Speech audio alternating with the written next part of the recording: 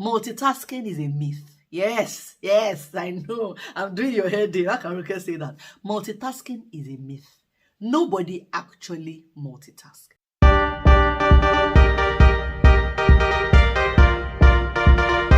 Hello friends, welcome back to my channel, The Bulletproof Life. It's your girl, Ronke Odenwumi, and as usual, I'm delighted to have you here. I hope you've had a great weekend and you're ready to take on this week with confidence and boldness. Today, I'm going to be sharing with you how I get things done, my tips, my hacks for getting things done. And the reason why I'm sharing this with you today is because I've been asked by a lot of people, especially women, how do you get things done, Ronke? How do you juggle so many balls and still get a lot of things done? Tell us how you do it. And yes, I am juggling a lot of balls because I'm a mom. Yes, I've got kids.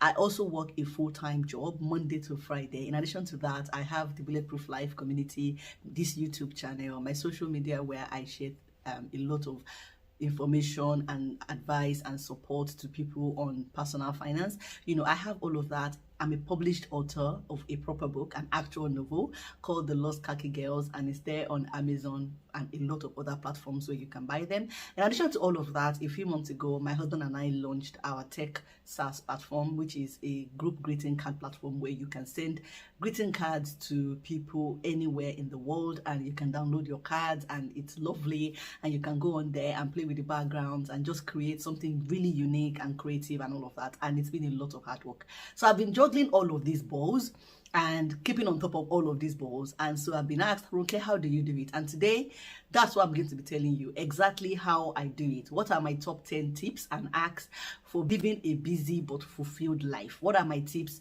for achieving a lot of things, you know, with the same level of energy at the same time that everybody has? You know, what do I do? How do I do it? Now, before I get right into that, can I ask you to please press the like button on this video, because you're going to enjoy it. I promise you that. Trust me. Press the like button on this video. Smash the like button so that YouTube can share this video with other people like you. If you haven't subscribed to my channel, darling, what are you waiting for? Please subscribe to my channel so that you can get notifications whenever I put up a video. Please don't forget to press the bell, because that's what's going to make sure you actually get the notification. So let's get right into my top 10 tips and hacks for getting things done. How Ronke gets things done. What do I do? The first thing I do is to walk away from the fear. I rise above the fear. You know, there's a lot of fear for a lot of us before we get things done. This is why we procrastinate. You know, I won't get it done right. It's going to be too hard. It's going to take a lot of time. There are other things I want to do as well. And if I'm doing this one, I won't be able to do that one. If I do it now, I won't have money to do the other one I want to do. Or I just don't even have the money now. Or what if I do it and it doesn't work, and then I will have wasted money? Or what if I do it and I do it that way and it doesn't work out? How, you know, how will I feel? Or people will laugh at me, or they'll wonder what I'm doing, or I don't know it. I don't have the energy. I don't have the support system. Fears, excuses, doubts. All of these things I just mentioned, all of these examples I just gave you, is doubts. They are all doubts. They are all self-doubts. They are all things that, you know, fear is just there, and you have to rise above it. You have to just rise above it. You have to teach yourself to rise above your fear. I still talk about how I started my YouTube channel, how I didn't seek any advice. I didn't speak to anybody. In fact, after I started it, one of my very close friends, who is a YouTuber, she's a guru, she reached out to me. Like, she personally reached out to me like, okay, we need to talk. We need to discuss this, your channel. And that's because I didn't reach out to anybody. I didn't allow fear or doubts or, okay, can you do it, to slide in and make me procrastinate. The moment I decided that YouTube was the perfect way to reach you, the perfect way to reach everyone out there who I wanted to help to become the millionaire next door, I just sat down on a chair in a room in my house. I put my phone on the ironing board, supported it with a few books. Boom, I started making my videos. So you need to rise above the fear. You need to kill procrastination by rising above the fear and the doubts. You know, I remember when I was about 19, an older cousin of mine said to me, think of the worst case scenario. Just think of it. Allow yourself to imagine that worst case scenario. Now set it aside and do what you need to do, because worst case scenarios rarely come true. And this is the fact. Worst case scenarios rarely come true. Sometimes they happen, you know, once in a while, but a lot of times they don't. And so you need to rise above the fear. That is the first tip. That is the first hack that I'm going to share with you. Rise above your fears, your doubts, and your self-doubt. My second hack is a really simple one, and you might be thinking, I've heard of this before, Ronke has said it before, or other people have said it before, but it's true. You need to have a to-do list. A to-do list is everything. And because of how much I believe in to-do lists, I've created a to-do list book, which I sell on Amazon, which you can buy on Amazon. There are links in my description for this video and literally all of my videos. So you can open the description of any of my videos and click and buy up my to-do list book. And it's there and it's useful and it's going to help you achieve things. And I've also done a video on how to use your to-do list, how to make sure that your to-do list is effective for you, because it's possible to have it and not use it properly. So in that other video, I've talked about, the should do's, the must do's, the could do's, how to make sure that the right things are on your to-do list, how to make sure that your to-do list is not overwhelming, how to write a to-do list, the right way a to-do list needs to be written. Because if you do a to-do list and you don't do it the right way, it's not going to work, which is probably what's happening to a lot of people who don't use to-do lists, because they don't do it the right way, so it doesn't work for them. And the moment it doesn't work, you set it aside. So I use a to-do list religiously. I keep things in my to-do list. I use that to-do list every single day. I write down the things I'm prioritizing for that day. I write them down and then I action them. And I don't stand up until it's actioned. So the second thing I do is I use a to-do list. The third thing that I do to help me get things done is that I plan. To fail to plan is to plan to fail. That quote is true. You need to plan. You need to plan everything. You need to plan as much as possible. I like telling my husband, I plan and then I hand it over to God. I plan and then I let God do the rest. Because sometimes you will plan and things will not go according to plan. I understand that, and you as a person must make allowances for that. We are not here to control everything. We can't control everything. But it's always a good idea to plan. You have a plan. We all plan to a certain extent. It's just that the level of planning is probably different. Some people plan more than others. And I'm here to tell you that if you want to achieve more, you need to plan more. That's the simple truth. If you want to juggle a lot of balls, then you need to plan how those balls are going to fit into each other. Which ball is going to land at the time when the other ball is going to be up? Which ball is going to be up at the time when another ball is going to be halfway in the air? So you need to plan. You need to know what you are doing. You need to put things into plan. You need to plan your week. And the way to plan your week, again, is to have that to-do list. So if you have a plan for how your week is going to go, then you can then break that plan down into actions, and you can then fit those actions into daily activities. So you need to plan. Now, something that helps me with planning is diaries.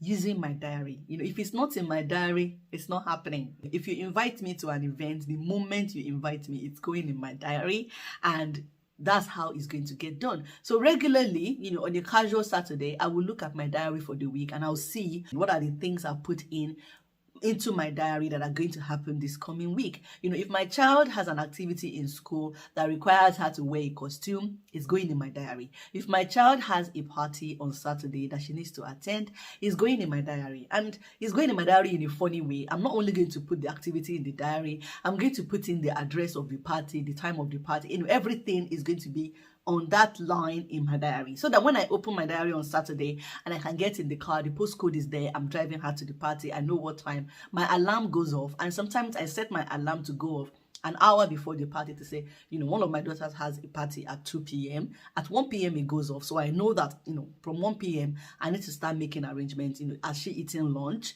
Do I need to do anything? Do I need to put anything in the car? Have we bought the birthday gift so that I know that I'm leaving home earlier? So we're branching somewhere to buy gifts. And this is what my diary does for me. So you need your diary to help you plan your day. And I use my diary religiously. My diary is on my phone. I don't bother with a physical diary. I use my diary on my phone. It's there, it's easy, it synchronizes with my email and things like that. So you need to plan. That is the third thing you need to do. That is my third tip for you if you are somebody who wants to juggle a lot of balls.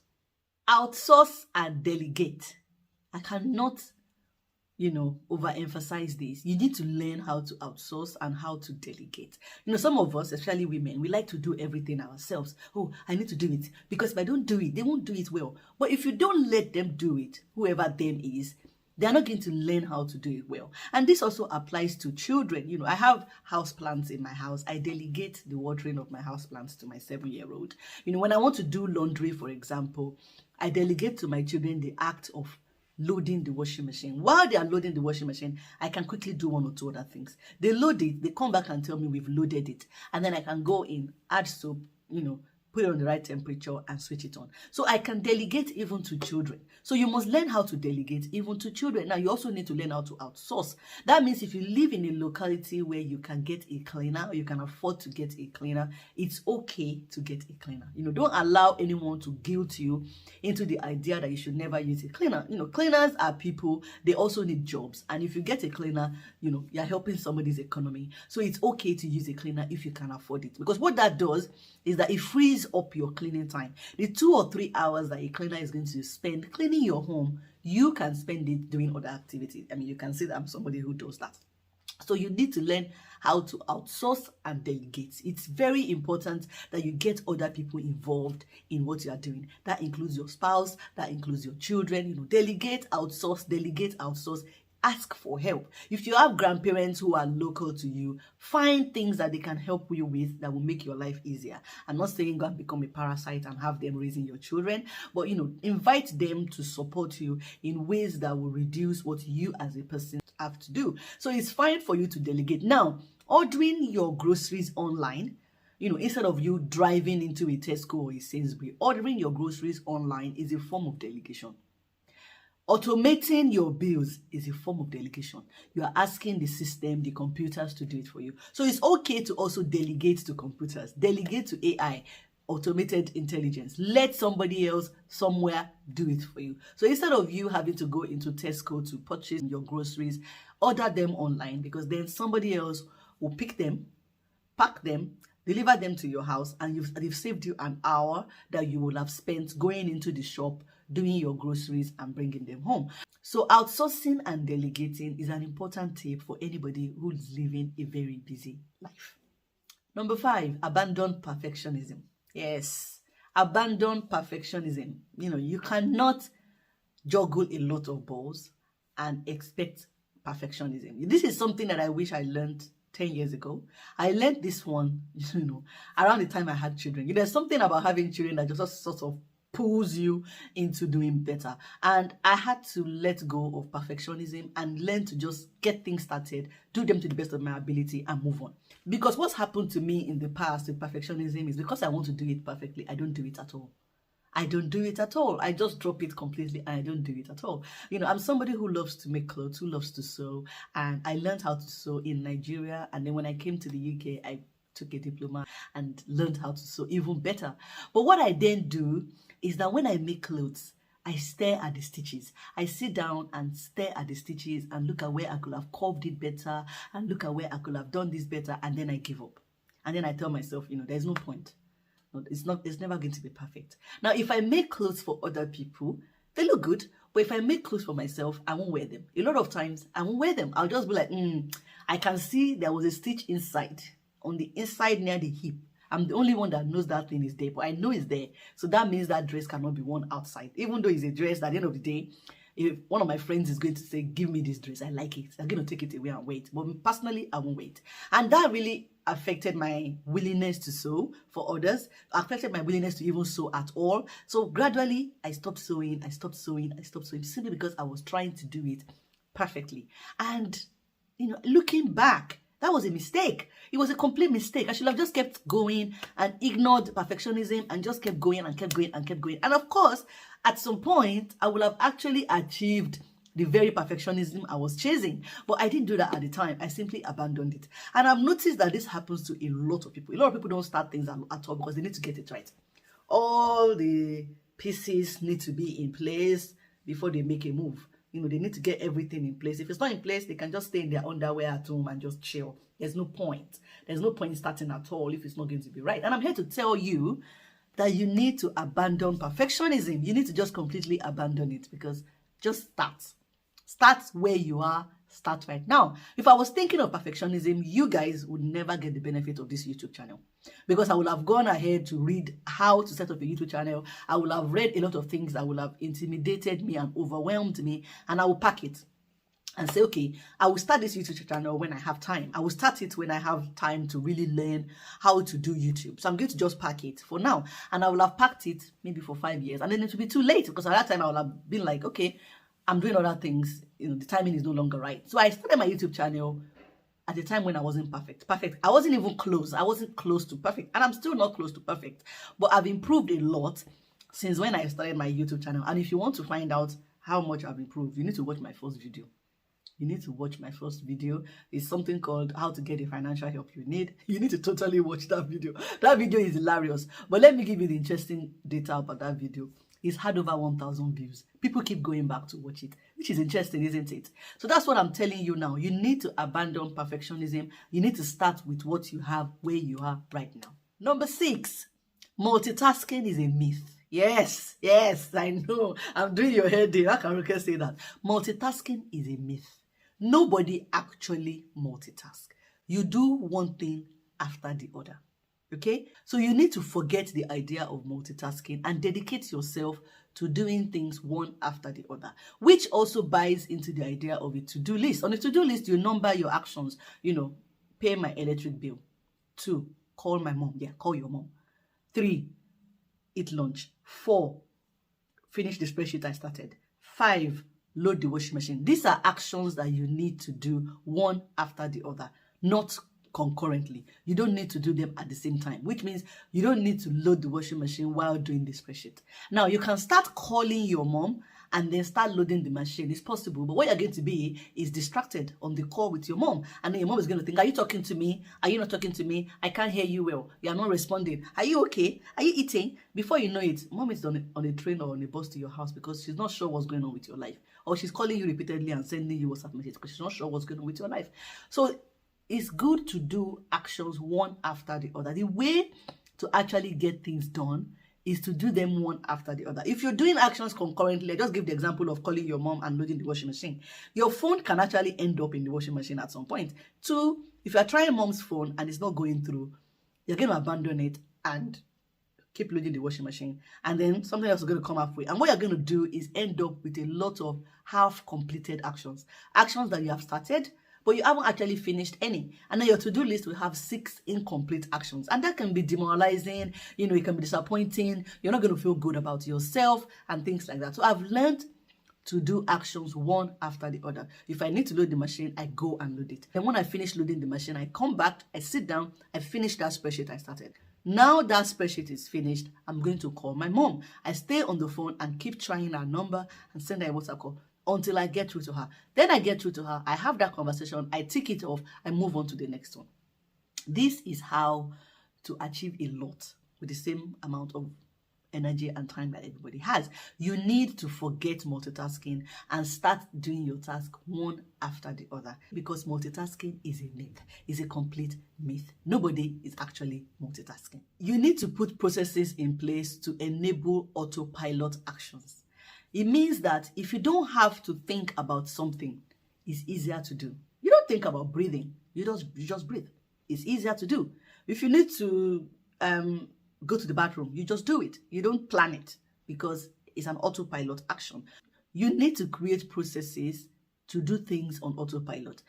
So I do specific laundries on specific days because I've taken a certain 15 minutes to sit down and ask myself, what days do my children need to have dark clothes because of uniform? What days do I need to do a whitewash? Okay, whitewash is strictly Saturdays. Okay, so whitewash is on Saturday. Okay, which day of the week do I need to do a black wash, unfailingly? Otherwise, there'll be no uniform to wear the next day. And then once I've sat down and planned that, I've now drawn up a calendar of which day I need to do what and what time I need to do it. And then I do it. If, for example, you've put up a process that says you load the washing machine right after school drop-off, you drop off the kids, you come back, and you load the dark wash on a Wednesday. On a Wednesday, you don't have to ask yourself what needs to be done. You don't have to ask yourself what wash needs to be loaded. You're on autopilot. You come back from school drop-off, you drop your bag, you bring out the basket, and you load the dark wash. I don't know why I keep using laundry as an example here, but I just know that it's a universal issue. Laundry is the bane of our lives. We are all washing clothes constantly. Sometimes I feel like there are other people living in my house wearing my clothes and I need to come down at 2 a.m. so I can catch them, although I don't want to catch them. I don't want to catch them if they are wearing my clothes in the night. I don't want to catch them. I don't want to catch them. Anyway, the reason why I'm using laundry constantly as an example in this video is because laundry is the bane of our lives. We are all doing laundry. I'm confident of the fact that this is an action that is on everybody's to-do list. So if you have laundry on Wednesday and you're doing black wash, you've put a process in place and you've decided a time for that, you're going to come back from school run, go into your kitchen or into your utility room, and you're going to load the washing machine with the black wash and step away. That is a to-do list action that's already done before you even sat down, because you created an autopilot system for it. And this applies to a lot of things that we do. Try as much as possible to create processes. Another thing which I've created processes around is my YouTube channel. I bring you videos on Monday, unfailingly, on Monday.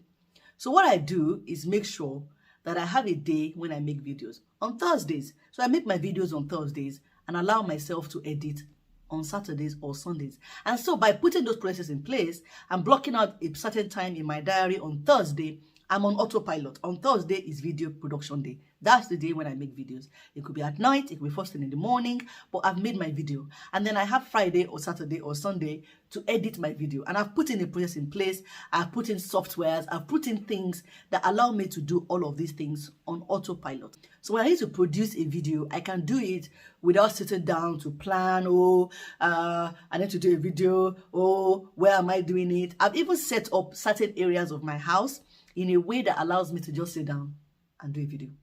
I don't need to start arranging my set to do a video every time I want to do a video. This particular area is always set up like this. I can just sit down and do a video. Same thing applies to my couch. I can just sit down and do a video because it's always video ready. So I've put in processes to help myself to make it easier for me to do the things that I do. So that is another point I want you to bear in mind. That's the tip I want you to bear in mind.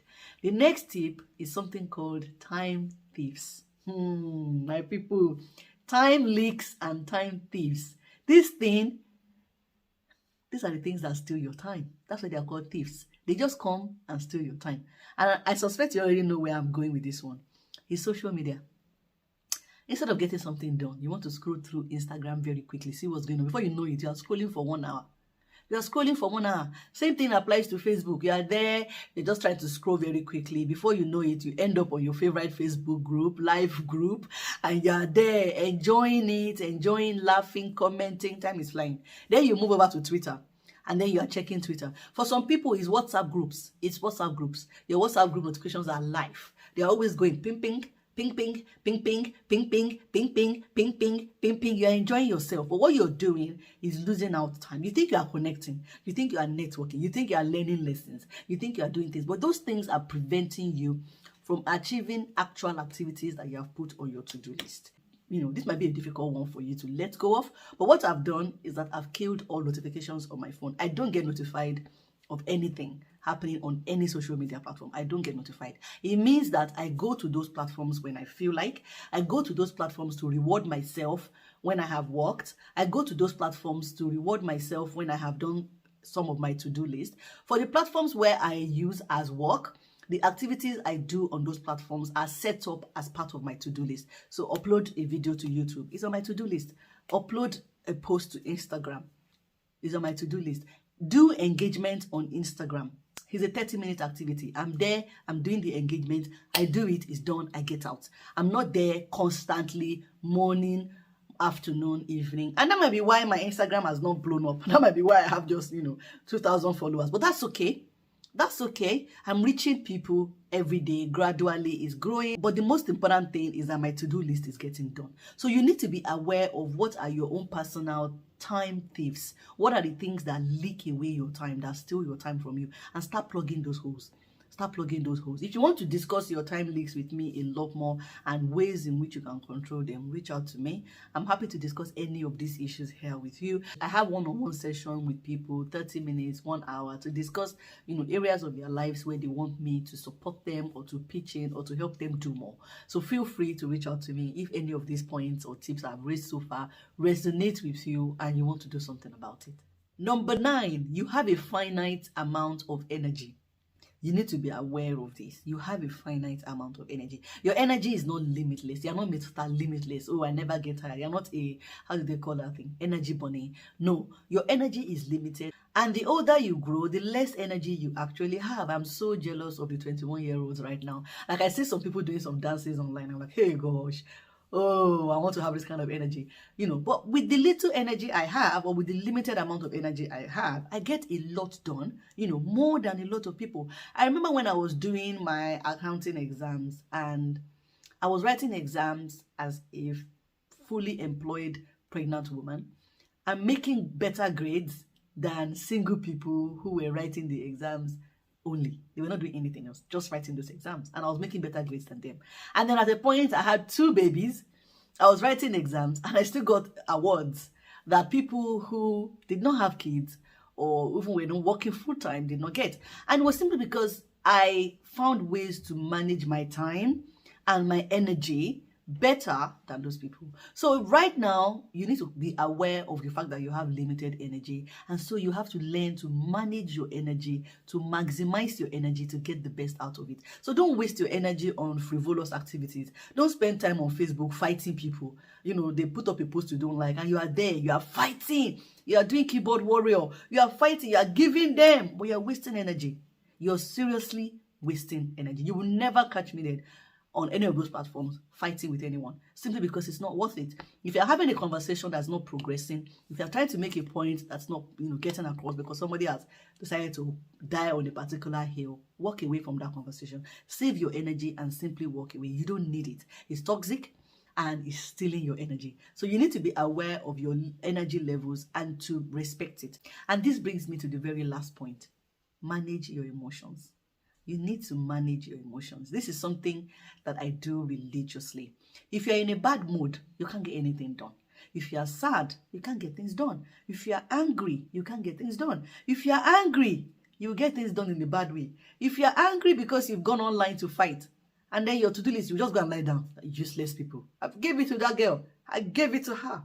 Nonsense. Very, very uneducated person. But now, you are too upset to do the things on your to-do list. You are too upset, to action things, or you are carrying your upset into your to-do list things and misbehaving and getting things wrong. You need to manage your emotions. If you are sad because somebody has said something nasty to you, it can affect your energy levels, and then you have no more energy because you're just sad. And then you're there going, this life is a pot of beans. I'm even tired. Let me go and lie down. I can't even deal with people, right? Because you don't manage your emotions. You need to manage your emotions. You need to control how much you allow people to get to you emotionally, how much you respond to people with your emotions. If somebody has said something to you that is inappropriate, you need to be aware that it's on them. That's not your fault. You should not respond to that. You should not glorify that with an emotion. You need to de-escalate your emotions from it and just move away from that emotionally. So you need to learn how to manage your emotions, because it will help you to achieve more with your time and your energy. Remember, it's hard to be productive when you're sad or angry or upset. I hope you've enjoyed this video. I hope it's added value to you. I hope these 10 points I have raised are going to help you to be more productive, to get more things done, to juggle those balls efficiently, and to achieve all that you desire and hope for. If you haven't subscribed to my channel, please do it by pressing the red button on your right. Don't forget to press the bell so you can get notifications every time I share a new video. If you haven't pressed like on this button, please smash the like button for me so that YouTube can share this video with other people like you. I love hanging out with you. I love making these videos with you, and I can't wait to be back here again next Monday. Until then, you take care of yourself and keep living that bulletproof life. Bye-bye.